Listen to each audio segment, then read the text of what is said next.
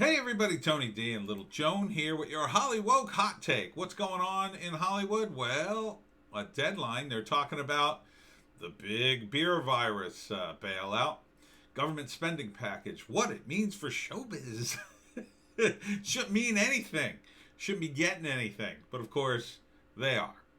Because Hollywood helps our brave men and women who serve in Congress. So they're giving them a bit of a bailout for their theaters. I don't know why. I don't know why you would bother at this point. You know, they're touting this as a great thing because I guess Democrats are taking credit for it.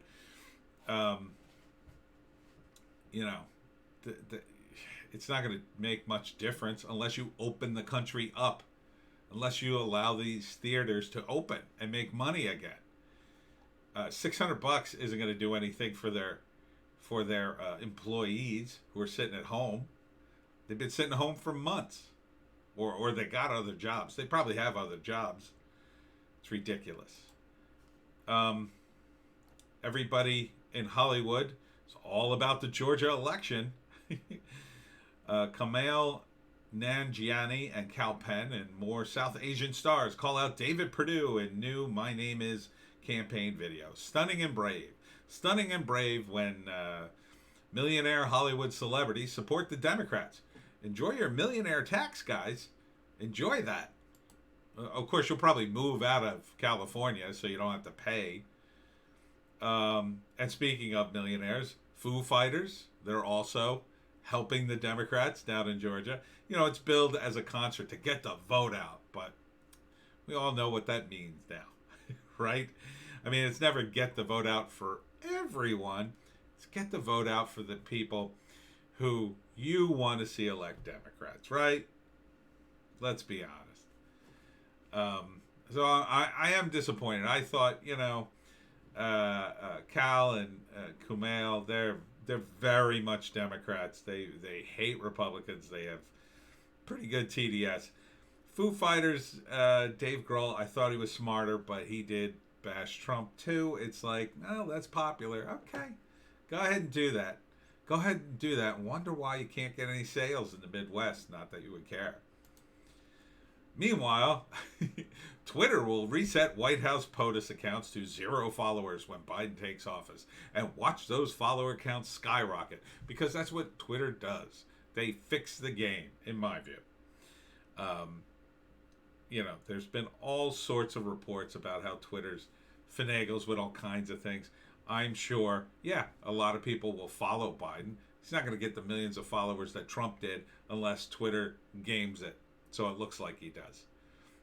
I'll show up on my Twitter feed and then wait a minute, I'm not subscribed to Biden. Unfollow. That's the way it's gonna be. That's the way it's gotta be. I mean, who wants to? It's not even Biden doing it. Trump actually tweets. Because some of the tweets are spelled wrong and they're a little nutty. Biden's are some intern or one of his grandkids does it. I mean, come on. It's amazing that these people go through these motions and think we're that stupid. That's the contempt they have for normal people. They just hate you. They hate you. They think you're stupid, and you're just there to give them money. Money and clicks. Give us your money and clicks, morons. And then go back to sleep while we rob you. Continuing. A bright spot. Antonio Sabato Jr. launches conservative film company to produce movies that support our country. Definitely a market for this, and this is sort of in line with the anti-woke wave that I've been predicting for a while. Listen to the lineup. It's like every conservative in Hollywood. Its first project is Trailblazers, a film that he said is a Western where God is fighting evil. Well-known conservative actors Scott Baio, Kevin Sorbo, Christy Swanson, Stacey Dash, Dean Cain, Robert Wagner, and Deanna Martin. I don't know Deanna Martin. I know the rest. Will star in the film. Cool. Yeah, I think this is needed. I don't think I'll probably even get to see their films because they probably won't get wide distribution except in places that are red states. But I think it's cool. I think this is the start of something big. It's going to grow. It'll start small. Everybody will attack you, but you know, I'm sure the first movie that comes out, they'll rush to call it racist or misogynist or whatever. But I think in the coming years, this is something that is a real positive development for Hollywood. It's long overdue. So good luck, and I got to go through some screenplays and mail some stuff out. And people continue to leave California. Model fashion mogul Kate Von D leaving California over high taxes, corruption, and tyrannical government overreach. But did you vote for it, Kat? That's the question. That's the question. She's leaving California and moving to Indiana part-time because of the tyrannical government overreach. Good. Posting on Facebook, the 38-year-old LA Ink star also cited terrible policies for her decision to relocate. It's a shame. It's a shame. We aren't selling our home, she added, but we will eventually be spending more time in beautiful Indiana once I finish doing some remodeling on our new historic home. Well, if you're not totally moving there, I'm not exactly sure what that does for you. It just sounds like you'll be paying taxes in 2 locations instead of 1, but maybe there's some thing you could do with your accountant to make sure that you pay as little taxes as possible. But the conservative conflicts company, I think that could be the start of something big. I really do, because it's just about time. We've had years and years of progressiveness in movies, and it's become so old and so stale. There's nothing new about it. It's just a drag, really, at this point. To see how debauched people can go, and after a point, you just get numb to it, and there's really nothing new and exciting about it. These days, even in my era, and that was the 80s party era, there was almost nothing new under the sun. Like, you could go out and see a frat boy movie about guys drinking and doing drugs and doing crazy stuff, but people did it in real life too. So it was like, it wasn't that big of a deal. It was funny, but it was kind of not funny at the same time, because it was like, well, yeah, we did that on Saturday.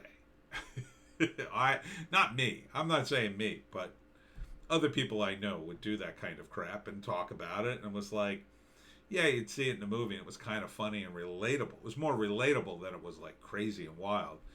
Now it seems like the left has gone so far left. There's nothing left. There's no taboo left at this point for them.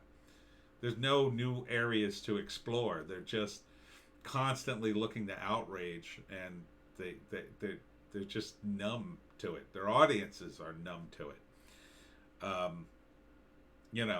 And now that they've kind of lost their voice, whereas conservatives have been cut out of the conversation for so long, they have something to say. They have something to teach people, because we've had so many generations of people who have lived in families that are so out there, that are so not traditional. They don't even know what tradition was. They're completely disconnected from it. I talk to people in my comments section all the time. They don't know basic history of the United States. And once in a while I get a comment like, I didn't even know that. Like, I'm just like, I thought everybody knew that. So, yeah, I think this is an idea whose time has come. Maybe too late to save the country, but, maybe in 10, 20 years, once it snowballs, the culture will shift back enough to, revive the country or save it. Or at the very least, leave a legacy of what it once was. That's something to be a part of, you know, instead of the endless outrage of Hollywood. Hollywood's kind of done anyway. It's time for something new. Time for another force in entertainment, if you will.